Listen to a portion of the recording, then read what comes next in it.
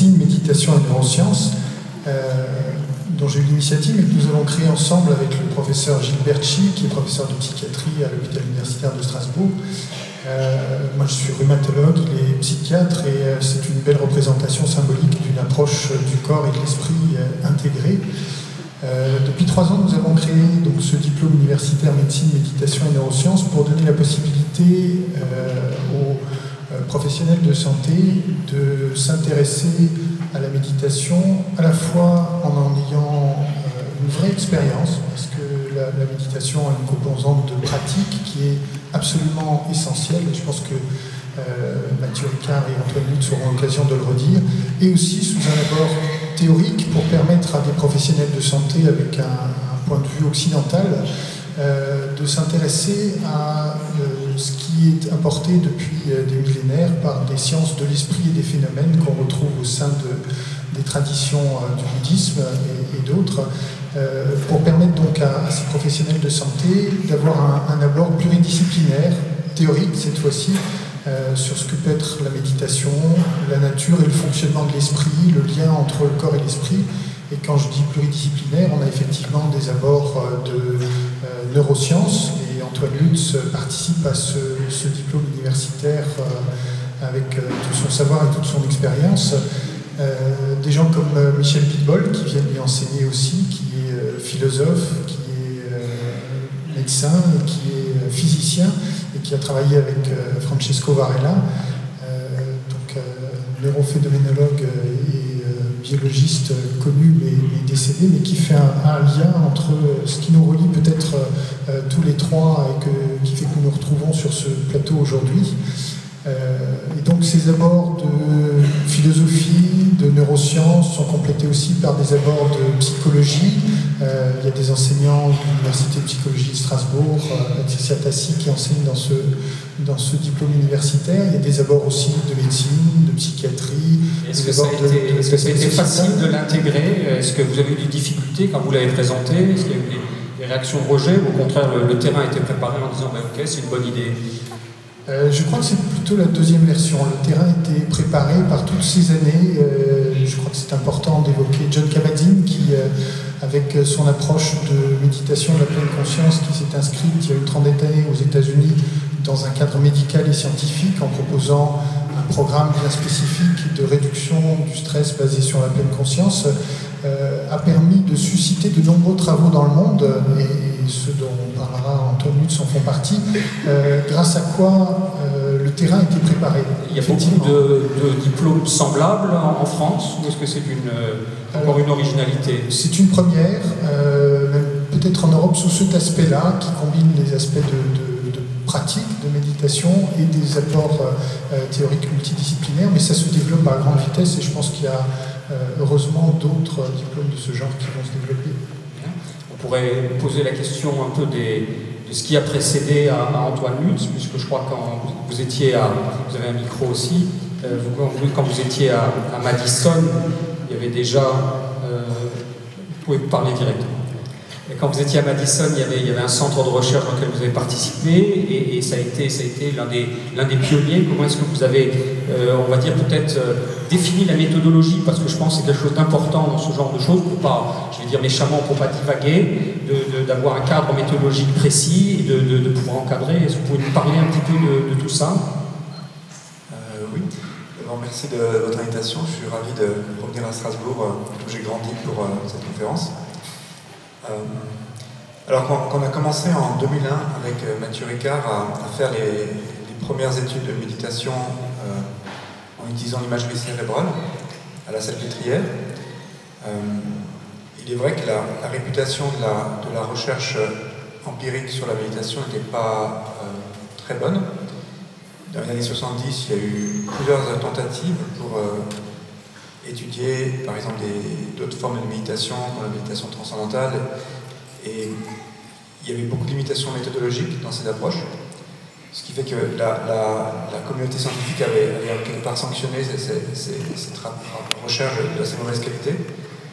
Et donc il y a eu suite à de longs dialogues avec le Dalai Lama par exemple en Inde, et Mathieu Ricard et différents scientifiques, ils ont décidé que le moment était prêt pour technologie aussi allait évoluer pour pouvoir commencer à mieux comprendre l'impact de cet entraînement mental sur le cerveau et le comportement. Et donc Mathieu s'est prêté au jeu d'être un des premiers guinea pigs, un des cobayes à cette expérience, et à la Salpêtrière, puis à Madison. Et on a pu montrer comme ça des effets importants sur le fonctionnement du cerveau, notamment de l'attention et de la régulation des émotions, qui a été un point de départ ensuite pour toute une série d'études qui ont ensuite été financées par le gouvernement américain lui-même, qui a essayé de mieux comprendre, qui a voulu qu'on comprenne les résultats cliniques qui commençaient à sortir sur la méditation. Il faut dire que maintenant, aux États-Unis, dans plus de 200 hôpitaux, ces techniques de méditation sont utilisées pour la gestion du stress, la gestion de la protection contre la rechute dans la dépression. Oui, alors parlez-nous de ça un petit peu. Qu'est-ce que vous attendez de ces recherches? C'est pas uniquement pour savoir comment le cerveau évolue en termes de méditation. Et il y a sans doute, dans la mesure où il y a beaucoup de médecins impliqués, le docteur Bloch le disait, il y a des conclusions à en tirer pour de nouvelles thérapies, des explorations de nouvelles thérapies, j'imagine. Est-ce que vous développez un petit peu ça? Oui, je pense qu'il y a au moins trois champs de recherche. Ça a commencé par la recherche clinique, effectivement, pour voir si ces techniques donc de pleine conscience, mais aussi de pratiques de compassion peuvent être utilisées pour des populations cliniques comme des patients dépressifs, des patients anxieux, des gens qui souffrent de douleurs chroniques. Les fonctionnaires. Et il y a maintenant de très nombreuses études qui ont montré de manière rigoureuse, c'était répliqué, que ça peut effectivement aider les gens. Le second champ de recherche, c'est de comprendre les mécanismes d'action de ces techniques et ces thérapies. Et là maintenant, c'est utilisé, on essaie de comprendre ça en utilisant l'imagerie cérébrale, mais aussi en essayant de comprendre l'impact de ces techniques sur la santé physique, l'inflammation, la régulation par exemple du vieillissement cellulaire, en particulier dans des télomères. Il y a tout un champ d'études qui se fait autour de cette question de la santé mentale et santé physique. Et ça aboutit maintenant à une troisième vague de recherche, je pense, qui est sur l'éducation, pour voir si ces techniques peuvent aider à l'éducation. Et donc il y a plusieurs études en Madison, mais au Canada, je crois aussi en Europe, qui essaient de voir si on peut améliorer l'éducation des enfants. Et donc il s'agit de quantifier ces effets avant-après une intervention de méditation à l'école. Docteur Bloch, est-ce que vous pourriez préciser ce terme qu'on a entendu 2 ou 3 fois de pleine conscience, parce que c'est peut-être un peu hermétique ou encore un peu nouveau pour une partie de la salle. Est-ce que c'est, pour poser la question simplement, est-ce que c'est un synonyme de la méditation ou en quoi est-ce que ça diffère de ça? La méditation, telle qu'on la voit aujourd'hui, c'est un champ en fait très vaste de connaissances, à la fois pratiques et théoriques. Il y a plusieurs courants de méditation. De façon simple, on peut dire que c'est le terme tibétain, c'est se familiariser avec son expérience humaine.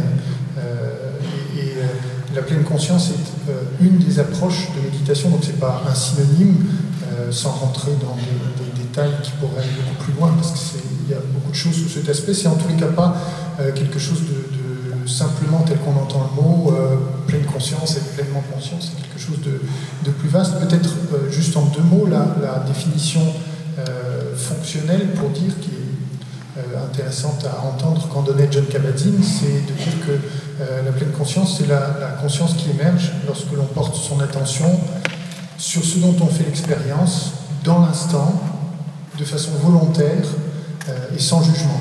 Chacun de ces termes mériterait d'être développé, mais voilà, ça c'est une façon de dire qui est de la méditation, une approche à partir de laquelle se sont développées des techniques. La méditation c'est bien plus vaste que les techniques, mais des techniques d'application médicale comme le programme de réduction du stress basé sur la pleine conscience, qui est ce programme, comme par exemple, moi j'ai pu l'introduire à l'hôpital de Haute-Pierre ici à Strasbourg pour des patients et des soignants, qui est un programme en 8 semaines qui permet de s'initier, de découvrir et d'acquérir une certaine autonomie pour, au travers de cet apprentissage et cet entraînement, ensuite développer une capacité à faire face à ce qui arrive, et entre autres la maladie, la souffrance, d'une façon plus apaisée.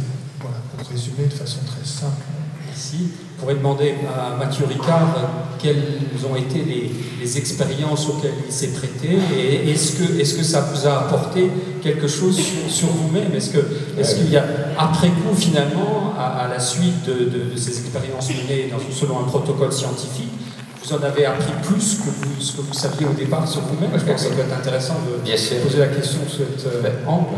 Et c'est aussi une question que nous souvent posé les amis scientifiques, parce qu'on sait que vous apportez, les méditants et les contemplatifs apportent toute une richesse d'expérience à la recherche, mais qu'est-ce qu'ils apprennent aussi en retour? Il faut que ça soit quand même quelque chose qui a un approfondissement mutuel. Je crois qu'au départ, c'était effectivement je me souviens des circonstances. En 2000, il y a eu une rencontre au sein de l'Institut Madden Life qui organisait des rencontres, et qui organise toujours des rencontres entre le Dalai Lama et les scientifiques, et c'était sur les émotions destructrices. Et il y avait un livre qui est sorti de cette rencontre. Et donc au milieu de la semaine, c'est une rencontre qui dure typiquement jusqu'à 5 jours, toute la journée. Le Dalai Lama a dit à un moment donné, tout ça c'est très bien, nos discussions, mais qu'est-ce qu'on peut vraiment contribuer à la société? Et donc l'idée de lancer un programme de recherche un peu plus, disons, méthodique et sérieux et fiable, et qui soit digne de confiance, en faisant appel aux meilleurs scientifiques du moment. Il y a des méditants expérimentés, et donc est né. Et le fait que je me trouvais là, je me suis porté volontaire.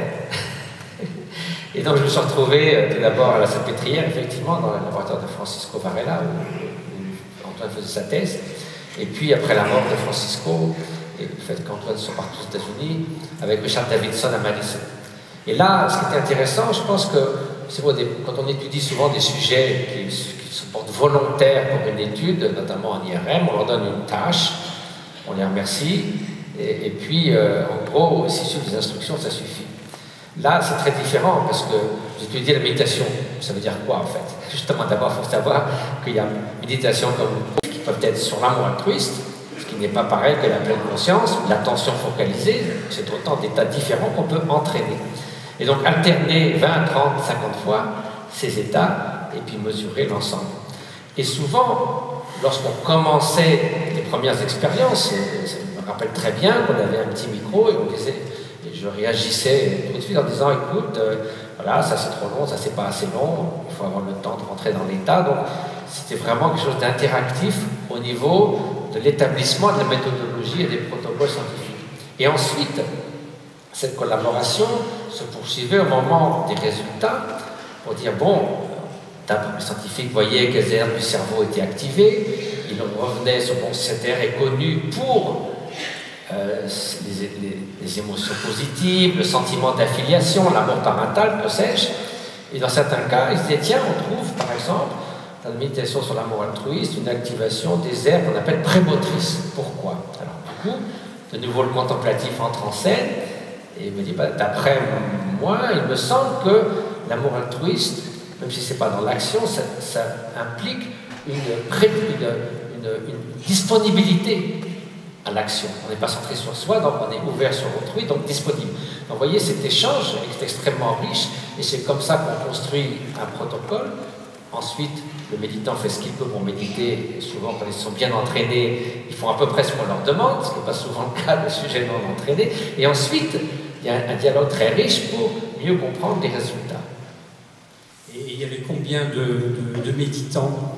Alors peu à peu, alors au début, c'est vrai que j'ai joué modeste contribution dans le sens que en 2000, quand on a fait, ou en 2001, les premières expériences, je suis rentré au Népal avec quelques résultats. J'ai montré ça à des copains qui étaient beaucoup meilleurs méditants que moi, et je leur ai dit, c'est génial ce truc-là, regardez, vous mettez sur la compassion, il y a des gens, ils sont très curieux, intéressés, donc ils ont tout de suite sont portés volontaires pour venir participer au labo. Alors, au début, on parlait beaucoup, on disait, c'est les neuroscientifiques étudient les moines tibétains. En fait, c'est pas du tout ça, puisque c'était des gens qui ont consacré beaucoup de temps à la méditation, mais très vite, sur une trentaine de sujets expérimentés qui sont passés à Madison et après beaucoup d'autres dans d'autres labos, c'était tout d'abord aussi bien des pratiquants laïcs, c'est-à-dire des personnes qui ont pratiqué en Europe ou ailleurs, des Asiatiques et des Occidentaux, des hommes et des femmes, et donc il y avait un spectre très vaste. Et le seul critère, c'était combien de temps ont-ils consacré à la méditation? Sont-ils des méditations expérimentées, des gens qui ont fait un certain temps, ou des novices qui étaient l'étape suivante, parce que c'est très joli de montrer des résultats, c'est des gens qui ont fait 50 000 heures, mais ce qui intéresse tout le monde, c'est qu'est-ce qui se passe au bout de 3 semaines, à raison de 20 minutes par jour. Donc il y a un peu un ensemble de recherches qui se sont développées à la suite de ça. Et vous disiez que l'un des questions posées, c'est quelles sont les différences. Et est-ce que vous avez noté des différences entre des méditants expérimentés selon leur expérience personnelle? Vous posez la question, est-ce que les moines tibétains différaient de gens qui avaient une autre approche, qui étaient entrés dans la méditation par d'autres voies? Je vais laisser surtout pour les choses techniques répondre à Antoine, mais c'était des gens quand même qui faisaient le même type de méditation. C'était occidentaux, hommes et femmes, asiatiques, etc., laïcs, mais tous avaient suivi le même type d'entraînement. Sinon, c'est impossible. Alors, on ne peut pas savoir où on va, si c'est dû au genre, si c'est dû au type de méditation. C'était tous des gens qui avaient pratiqué assidûment le bouddhisme tibétain. Et je crois qu'Antoine peut confirmer, mais ce qui s'est avéré, c'est que l'intensité des changements était en fait proportionnelle à la durée de l'entraînement. Allez-y, Antoine. Oui, effectivement, on a l'hypothèse de recherche, c'était vraiment qu'on cherchait des mécanismes de la méditation indépendamment d'autres variables comme le sexe, l'origine culturelle ou l'origine ethnique. Donc en général, on a trouvé des variables dans le cerveau qui étaient corrélées avec le nombre d'heures que l'on médite dans la vie. Et en dit cela, parfois il y avait effectivement des petits ajustements culturels qu'il fallait faire. Par exemple, c'est juste souvent les pratiquants qui venaient d'Asie avaient peut-être plus de mal à parler de leur expérience. Traditionnellement, il fallait être plus modeste en fait, et à l'Ouest, c'était plus à l'aise à verbaliser leur expérience. Donc c'était juste une histoire d'ajustement, mais à part ça, comme disait Mathieu, tous les méditants faisaient un peu le même type de pratique. Est-ce que vous avez fait l'expérience avec des gens qui ne sont pas passés par la voie tibétaine, mais je pense à peut-être des moines, des chartreux, des gens qui ont l'habitude du recueillement et du silence? Est-ce que ce sont des expériences que vous avez faites? Pas encore? Ou est-ce que vous parlez un peu de ça? On n'a pas encore fait ça. On a comparé d'autres traditions bouddhistes, donc des traditions dites Vipassana ou Insight Meditation. On a mesuré l'entraînement avant-après une retraite intensive de 3 mois, 8 à 12 heures par jour. Ensuite, on a essayé de voir si ces résultats pouvaient être généralisés quand on étudiait un programme laïque de méditation. Donc c'est le programme qui a été développé par John Kabat-Zinn et qui est utilisé dans les hôpitaux. Et là, on a encore une fois l'idée, c'est de voir si on peut voir et mesurer des effets sur le comportement et le cerveau après une dose plus faible de méditation, dans ce cas 8 semaines. C'est-à-dire à partir de quel niveau on peut mesurer les effets sur le comportement et la physiologie. Il y a d'autres laboratoires qui s'intéressent, comme vous le suggérez, à d'autres traditions contemplatives. Au Canada, il y a des études qui ont été faites chez des moines ou des contemplatifs chrétiens. Et dans les instituts de Mind and Life, cette organisation qui s'intéresse aux pratiques contemplatives, il y a toujours inclus d'autres traditions contemplatives. Et donc il y a des différences pour le chercheur de profil ou de... Ça, on ne sait pas encore. Ouais, pour l'instant, c'est une question qui est... Voilà.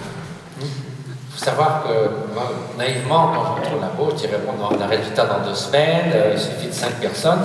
Je crois que ce n'est pas du tout l'idée, bon, on va étudier que le bouddhisme, ça serait complètement anormal, disons. C'est que ça demande un investissement incroyable sur des années de travail et qu'on ne peut pas partir dans toutes les directions.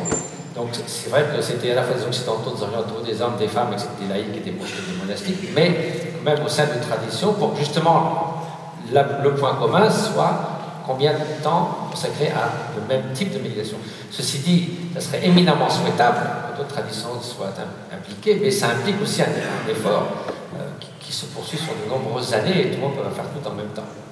Et vous disiez à propos de ce que nous avons appris de cela, j'en parlerai un peu dans la conférence, en dehors de raffiner notre compréhension, notre description des états méditatifs, parce que dans un ermitage, on ne passe pas son temps à avoir, enfin nous on ne fait pas beaucoup de genre de journal de bord ou de carnet intime, et on essaie d'expliciter, de définir mieux les différents types de méditation, et puis aussi j'en parlerai un peu avec des recherches que nous avons fait avec Tanya Singer à l'Institut Max Planck de Leipzig, pour distinguer, et ça je crois que c'est d'importance sur le plan clinique, l'empathie, on parle beaucoup d'empathie en ce moment, l'amour altruiste, de l'empathie, de la compassion, et ça il y a des grosses différences au niveau du cerveau, au niveau de l'expérience vécue, et au niveau du soin, et j'en parlerai un peu plus tard.